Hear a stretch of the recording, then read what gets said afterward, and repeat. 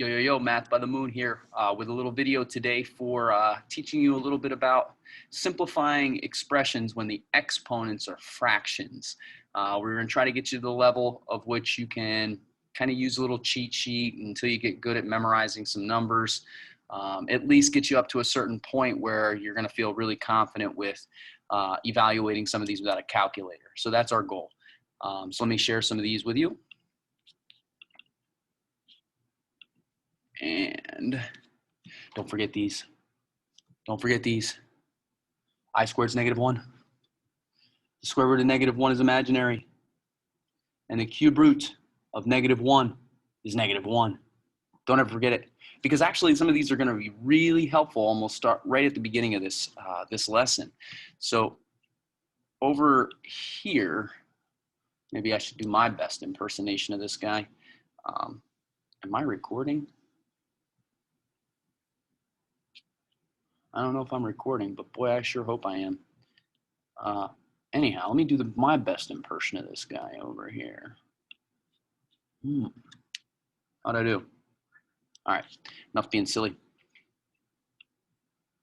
What we have found already in our preview assignment is that this index right here actually indicates the number of identical factors we're looking for. It's the root that we're trying to accomplish.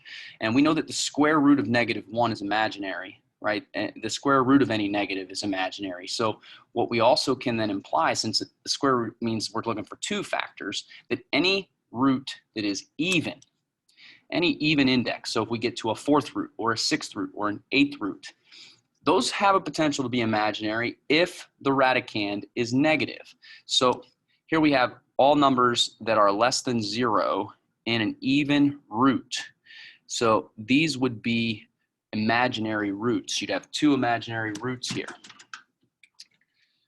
Okay, so anytime you have an even root of a negative number, as in this one down here, right here, this one's going to have an I in the answer. Okay, so let's jump ahead and do that one first. And you know, you might not have to write all this, right? So maybe you just write the even root of any negative number is imaginary, right? Because the square root of -1 was imaginary, the 4th root of -1 is going to be imaginary. The odd roots, just like the cube root of -1 is -1, any odd root of a negative is always going to be a negative answer, okay? So again, I don't really think we need to go through that. Maybe you just want to write these down and we'll do these examples together. And I got my little cheat sheet here, my powers card. You guys made a list already, and I'm going to give you one of these. It's actually loaded into your folder already, so it should help. The first one here is an even root. It's an even root of 625. Let's hide this out of the way. So this answer, if I look off my cheat sheet, this answer is 5. Because 5 times 5 times 5 times 5 is 625. The next one is the 5th root of 243. That means what number times itself times itself times itself times itself times itself? Something to the 5th power that gives us 243. So I'm looking at my cheat sheet and I know that 3 to the 5th gives me 243. So that one's 243. This is an odd root of a negative number. And I'm looking for a 7th power. So I'm going to go through my 7th powers, and I'm looking on here. My 7th power of -16,384. 16,384 is 4, okay? Well, I know the answer is not 4. The answer can't be 4 because 4 times itself 7 times is going to be a positive number. So it has to be a -4. And then over here, we have an even root, something to the 6th power that gives us negative 729. So I'm looking at my 6th powers, and I'm trying to find 729, and 729 would be 3 to the 6th. So this is 3. However, if we made it 3 times 3 times 3 times 3 times 3, you'd get a positive. If I made it -3 to the 6th, you would still get a positive. So what we need with this one is 3i, okay? So the even root, when this is even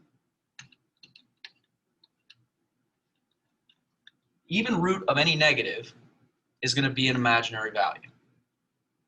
So even roots, wow, why is my pen really acting bad? Even roots of a negative number, even roots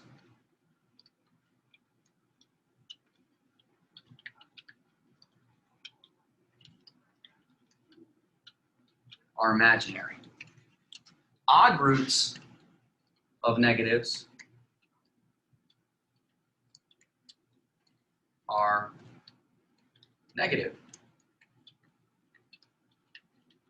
And if you really listen to how I'm saying it, right, when I read these root types of problems, the sixth root, so something to the sixth power that gives me 700, negative 729 is impossible, because that means I have an even amount of factors being multiplied together. So an even amount of negatives are going to come out to a positive when we multiply. But when we do the odd root of the negative, we have to have negative 4 to the 7th to give us this negative number. All right, so now let's do some examples. So this is what you probably already have figured out up here, that the index, the root is the denominator. We don't need the numerator, just stick it up a little higher. That's my little song. The root is the denominator. We don't need the numerator, just stick it up a little bit higher. I don't know. That's me being silly. And we can go the opposite direction. The denominator is the index, or the root, and the numerator sticks up a little bit higher. Okay, that's how we can convert back and forth. Here, the square root of 16 cubed. Well, the square root of 16 is 4, so I'm actually going to put an answer down here first. 4 cubed, which ends up being 64. So I can even get the answer in my head. If I want to rewrite it with an exponent, the root for a square root is a 2. This would be 16.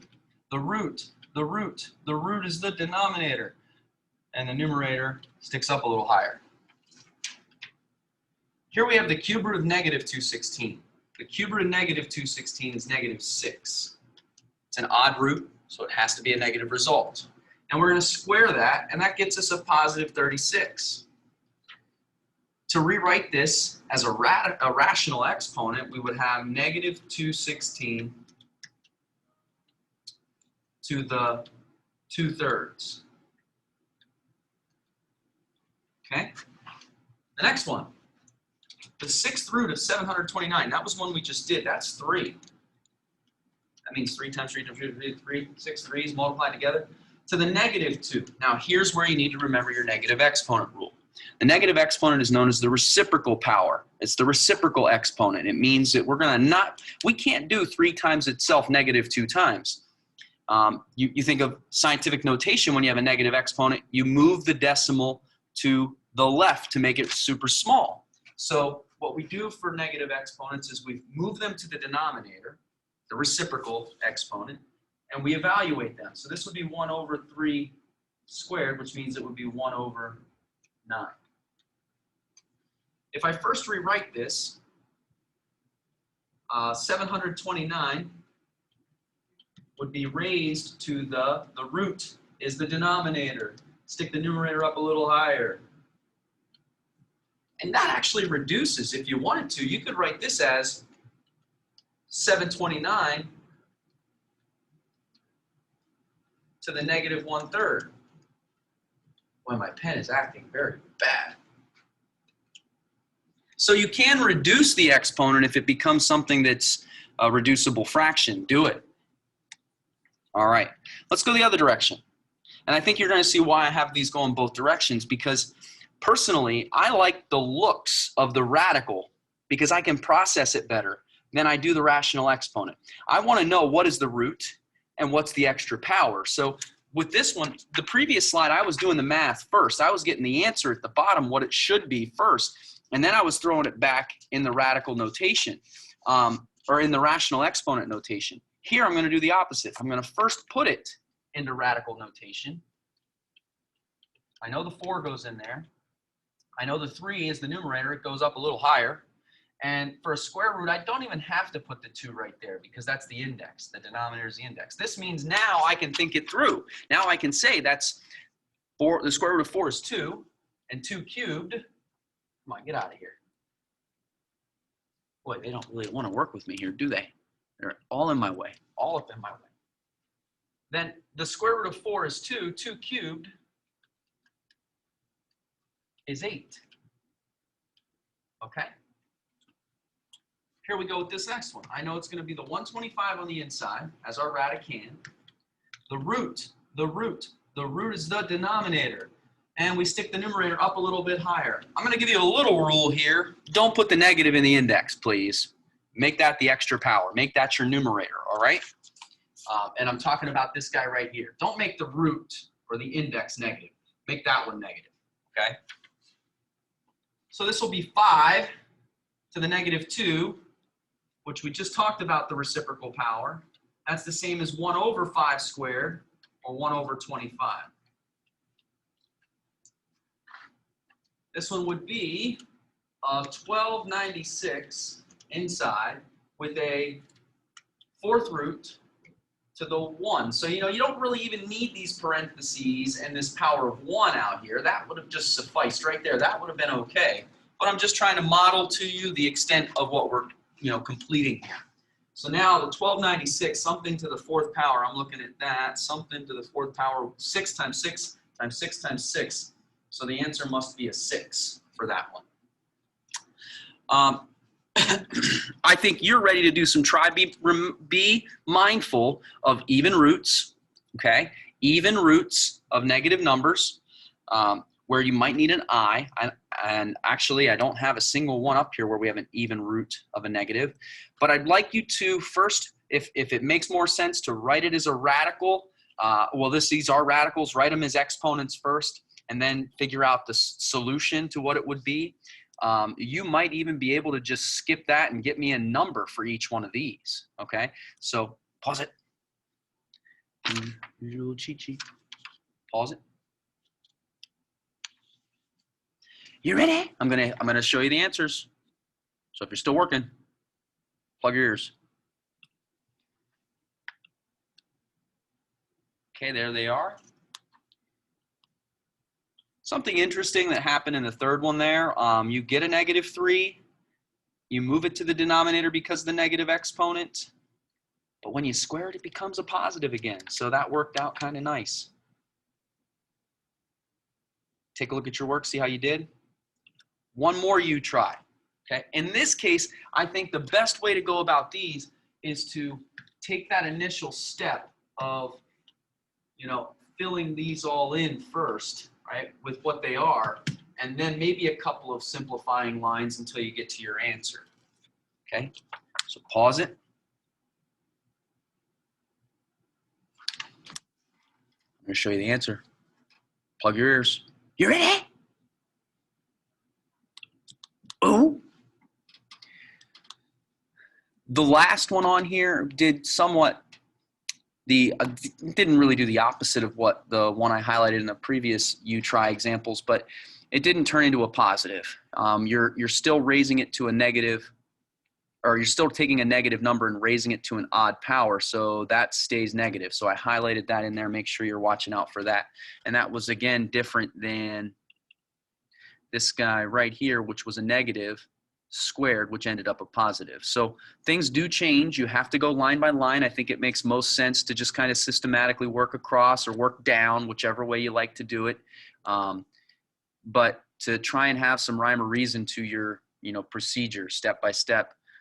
And again, I think these make the most sense to try to get them in radical form first, and then you can think through, okay, this is what I need. I need a number times itself this many times to this power, and then I got to raise it to another power. And there they were again. So let us know. Hopefully you're picking up on rational exponents and how to use, you know, your cheat sheet as opposed to your calculator every time. Now the calculator does help. You're guaranteed to get something, except for in the ones where they're imaginary. You got to watch out for those. All right. So let us know if you have any questions. Later.